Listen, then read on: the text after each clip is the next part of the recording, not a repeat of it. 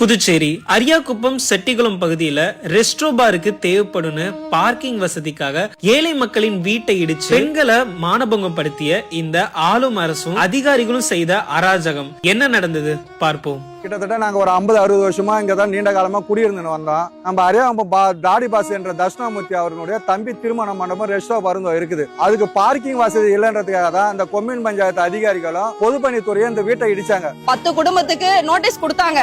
ஆனா நாங்க சிஎம் கிட்ட வீடு இடிக்கிறதுக்கு நோட்டீஸ் கொடுத்திருக்காங்கன்னு முன்னாடி நாள் நைட் 9:30 மணிக்கு போய் கேட்டப்ப அவர் உங்க வீட்டை இடிக்க மாட்டாங்க, கொடுத்தவங்க வீட்டை தான் இடிப்பாங்கன்னு சொன்னாரு. நாங்களும் தைரியமா வீட்டுல இருந்தோம். காலையிலேயே போலீஸ்காரங்க எல்லாரும் எங்களை ரவுண்ட் பண்ணிட்டு எங்க வீட்டுக்கார எல்லாரையும் ரிமாண்ட் பண்ணிட்டு 5 பேர் ஈத்துன்னு போயிட்டு எங்க லேடிஸ் ஒரு 10 பேர் ட்ரெஸ் எல்லாம் முடிச்சு இழுத்து ஃபயர் போட்டு அடிச்சு எங்களை எல்லாரும் வெளியே இழுத்துன்னு போய் உள்ள வச்சுட்டாங்க. ஜாக்கெட் எல்லாம் கீசி காவல்துறை இழுத்து போனாங்க, ஃபயர் வச்சு அடிச்சு ஜாமான எல்லாத்தையும் கொள்ளை அடிச்சுட்டு போயிட்டு பெண்களை மானபாக்கப்படுத்திட்டு வீட்டை இடிச்சு தரமாட்டம் ஆகிட்டாங்க. இவங்க எல்லாம் என்ன பாவத்தை பண்ணாங்க வயசானவங்க. இன்னைக்கு 5 குடும்பம் நாங்க நடுத்தரவுல இருக்கிறோம். அவர் என்ன இது உங்க வீட்டு இடமான்னு கேக்குறாரு. நாங்க 60-70 வருஷமா இங்க வாழ்ந்தோம் சார். எப்படி உங்க வீட்டு இடமானா நாங்க வீட்டு வரி கட்டிக்கிறோம், கரண்ட் பில் கட்டிக்கிறோம், தண்ணி பில் கட்டிக்கிறோம், உங்க வீட்டு இடமான்னு எங்களை கேக்குறாரு.